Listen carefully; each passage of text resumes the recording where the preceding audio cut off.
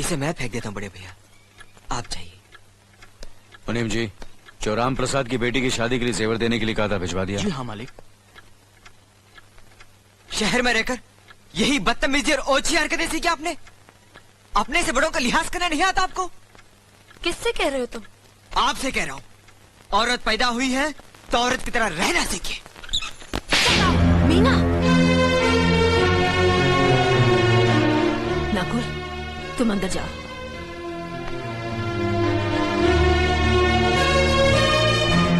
पागल हो गई हो तुम? औरत होकर एक मर्द पर हाथ उठाते हो? इतनी ऊंची घराने की बहू होकर ऐसी नीच हरकत, शर्म नहीं आई तुम्हें? कौन सा ऊंचा घराना? ये जहाँ सिर्फ एक आदमी राजा है और बाकी सब उसके गुलाम। मीना, चिल्लाइए मत। आप मेरी सास नहीं है। जिस तरह आप इस घर की बहू है वैसे मैं भी हूँ। बहू हो तो बहू की मर्यादा में रहो। मर्यादा की रस्सी में तो आप जैसी जाहिल और गवार औरतें बनती हैं। मुझ जैसी पढ़ी लिखी मॉडर्न जमाने की लड़की नहीं। Uneducated idiots. Excuse me. I am not an illiterate. I am a graduate from the University of Allahabad. I am aware of the modernization of women, but I have not forgotten my culture, my customs, my traditions and my values. And most of all, I'll never ever forget that I am an Indian woman. Modern जमाने की औरत भी औरत ही होती है। उसे भी मर्द ही ब्याह कर ले जाता है, मर्द को ब्याह कर वो नहीं ले जाती। जमाने ख्याल और लिबास बदल देते हैं, औरत की शरीर की बनावट नहीं। लोग तुम्हारे ख्याल की लड़कियों को लज्जत का सामान भले ही समझते हो, इज्जत के काबिल कोई नहीं समझता। इज्जत आज भी उन्हीं औरतों की होती है जिनकी आंखों में हया हो, लाज हो, शर्म हो। हम नहीं कहते कि तुम बंदिशों में रहो, लेकिन अपने दायरे की सीमा को मत भूलो। लड़की जब अपने माँ बाप के घर होती है तब उसके कांधों पर अपने ही घर की इज्जत का बोझ होता है, लेकिन जब वो बहू बनकर ससुराल जाती है तब उसके कांधों पर एक नहीं 2 परिवारों की इज्जत का बोझ होता है। आज जिस तरह तुमने नकुल को तमाचा मारा, अगर उसी तरह उसका भी हाथ उठ जाता तो तुम्हारी क्या इज्जत रह जाती? कभी सोचा तुमने? क्या बात है मीना?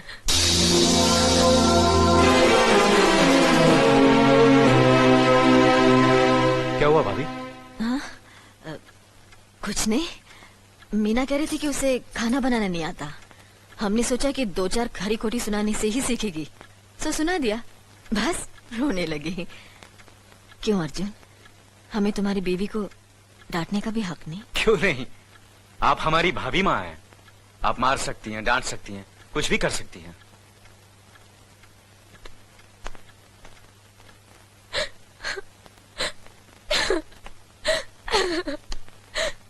मैंने भूल की जो मैं लोगों के बीच आ गई। मेरी तो इस घर में कोई इज्जत ही नहीं है। जब देखो तो सब मेरी इंसल्ट करते रहते हैं। मैं कब से रो रही हूँ, तुम पूछ भी नहीं रहे हो कि मैं क्यों रो रही हूँ। बेकार हो रही है तो कौन पूछेगा? अच्छा, तो मैं तुम्हारे लिए और इस घर के लिए बेकार हो गई हूँ। अरे बेकार तो तुम हो गए अपने परिवार के बीच में रहकर। मैं कब से बोले जा रही हूँ और तुम हो के सुन ही नहीं रहे हो। इंसान की चीख सुनकर लोग शुभ अशुभ का विचार करते हैं, लेकिन जब मेंढकी को जुकाम होता है उसकी चीख की कोई परवाह नहीं करता। ये मत भूलो कि जब मेंढकी चिल्लाती है तो आंधी और तूफान आते हैं। आंधी और तूफान आएंगे तो उसका नतीजा तुम्हें ही भुगतना पड़ेगा। तो फिर ठीक है, अब मैं तुम्हारे साथ तब भी रहूंगी जब तुम मेरे साथ मेरे डैडी के घर रहोगे।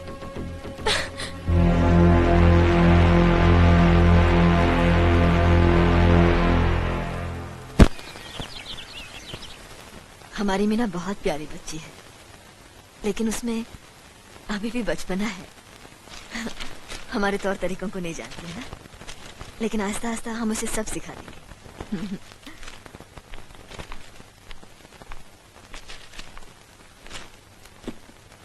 बड़े भैया, ये अपने घर जाना चाहती है। जाना भी चाहिए।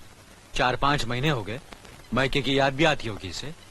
और अर्जुन, तुम्हारे ससुर जी तुम्हें कई बार बुला चुके हैं, तुम भी कुछ दिनों के लिए हो आओ, तुम्हारा मन भी बहल जाएगा। अगर ये वापस लौटने के लिए जा रही होती तो मैं जरूर जाता, मगर ये तो हमेशा के लिए इस घर से जा रही है। कैसी बातें कर रहे हो? अगर तुम दोनों के ख्यालात एक दूसरे से नहीं मिलते तो इस मामले को घर की 4 दीवारी में बैठकर आपस में सुलझा लेना चाहिए। बहू शहर की पढ़ी लिखी लड़की है, उसे गांव के रीति रिवाज के बारे में क्या मालूम? ये तो तुम्हारा फर्ज बनता अर्जुन कि तुम उसे हमारे तौर तरीके सिखाओ। सिखाने से कोई फायदा नहीं बड़े भैया, ये खुद को इस माहौल में डालना ही नहीं चाहती, इसलिए भेज रहा हूं। अच्छा, तो तुमने फैसला भी कर डाला? बड़े भैया, बात यह है कि मैंने मीना को, तुम बहुत समझदार भी हो गए हो ना, तो फिर तुम्हें इतना तो समझ लेना चाहिए, अगर बहू अपने आप को बदल नहीं पा रही है तो तुम बहू के मुताबिक बदल जाओ। आखिर वो तुम्हारी पत्नी है, उसका साथ देना तुम्हारा धर्म है, तुम्हारे भरोसे ही तो उसने अपनी सारी जिंदगी सौंप दी तुम्हें।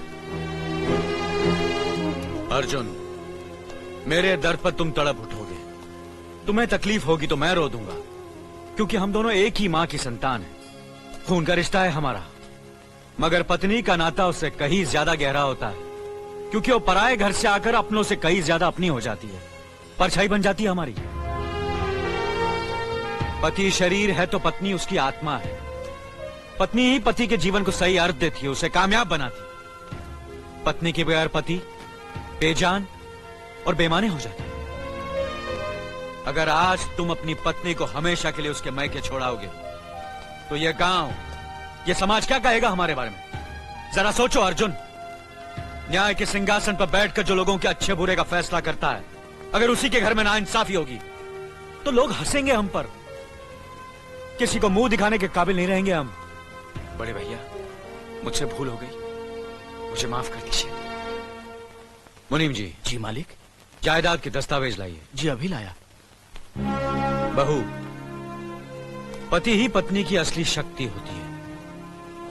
हमारे पुरखों ने कुल धर्म पत्नी के बारे में कहा है, जो पति के काम में उसकी मददगार हो, उसे अच्छी सलाह दे, जो दासी की तरह उसकी सेवा करे, मां की तरह उसे खिलाए पिलाए, लक्ष्मी का रूप हो और धरती की तरह उसमें सहन शक्ति हो, वही आदर्श पत्नी होती है। औरत की सोच मर्द का मुकद्दर बनाती है। वो जब बनाने पर आती है तो कुटिया को महल कर देती है, और जब बिगाड़ने पर उतरती है तो महल को मिट्टी का ढेर बना देती है। मालिक, ये जायदाद के दस्तावेज हैं। हमारी जमीन जायदाद कहां कहां है और कितनी है, उसका हिसाब किताब ना बाबूजी को मालूम था, ना हम तीनों भाइयों को मालूम है। बहू, तुम पढ़ी लिखी हो, आज से इसका हिसाब किताब तुम देखोगी।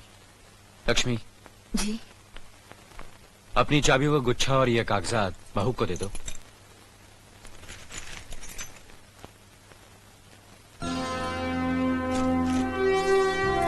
आज से तुम इस घर की मालकिन हो।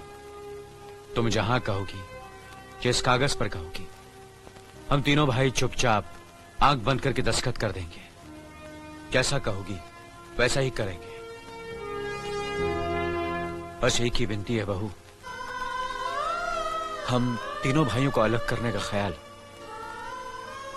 अपने मन में कभी आने मत देना।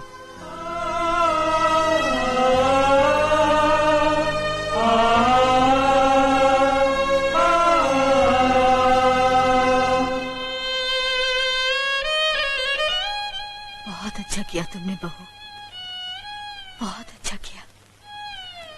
इनकी आंखों में आंसू देखने की हमने सपने में भी उम्मीद नहीं की थी, लेकिन तुमने हमें दिखा दिया। बहुत अच्छा किया तुमने, बहुत अच्छा किया।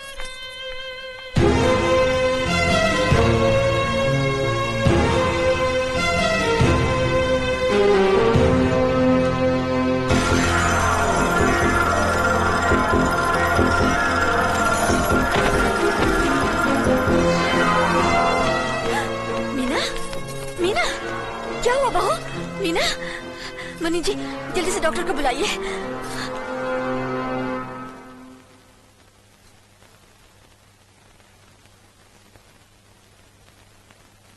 घबराने की कोई बात नहीं, ये माँ बनने वाली है।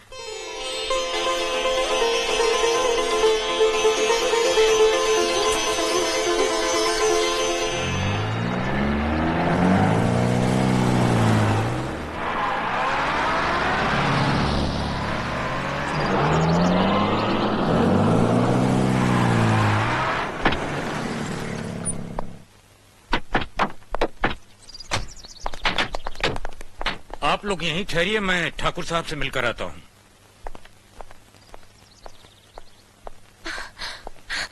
डैडी, डैडी, कैसी हो बेटी? What a pleasant surprise. आने की खबर भी नहीं की।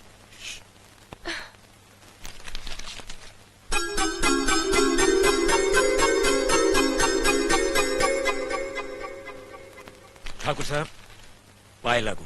समधी जी, आप अचानक यहाँ कैसे? तशरीफ रखिए, बैठिए ना।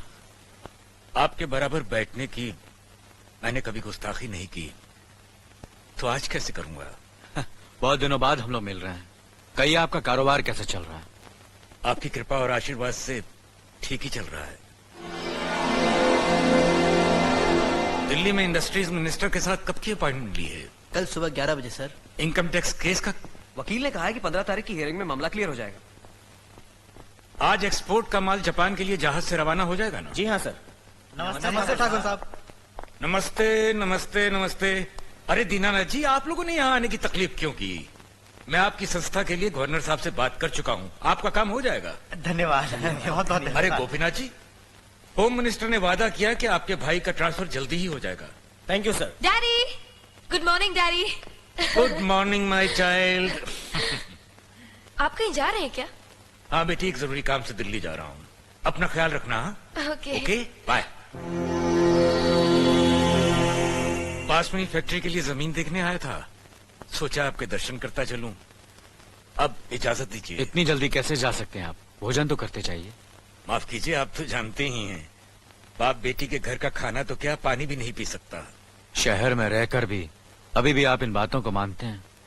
शहर में रहूं या गांव में, मैं अपनी परंपरा और संस्कार कैसे भूल सकता हूं? आखिर मैंने इसी मिट्टी में जन्म लिया है। अच्छा, चलता हूं। अजी, कम से कम बेटी से मिलकर उसकी कुशलता तो पूछ लीजिए। ये क्या कह रहे हैं आप? मैं इतना ऊंचा नहीं हूं कि अपनी बेटी की कुशलता पूछकर आपका अपमान करूं। ठाकुर साहब, ये तो मेरी बेटी का सौभाग्य है कि वो इस मंदिर जैसे पवित्र घर में बहू बनकर आई, और फिर आपकी छत्र छाया में तो वो कुशल हो गई ही। राम राम। राम राम। बेटे, जिस तरह तुम मैके में चहकाती रही हो ना, वैसे ही अपनी ससुराल को भी महकाती रहना। जी।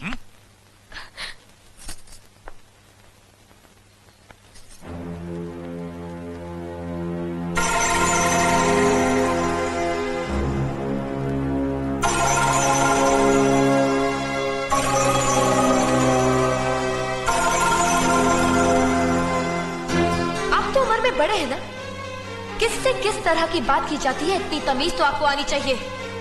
Mind it, mind it, mind it, mind it, mind it. बड़े भैया, अरे? मुझे माफ कर दीजिए। क्या हुआ? मुझे माफ कर ये दीजिए। क्या कर रही हो? अपने पापों का प्रायश्चित कर रही हूँ।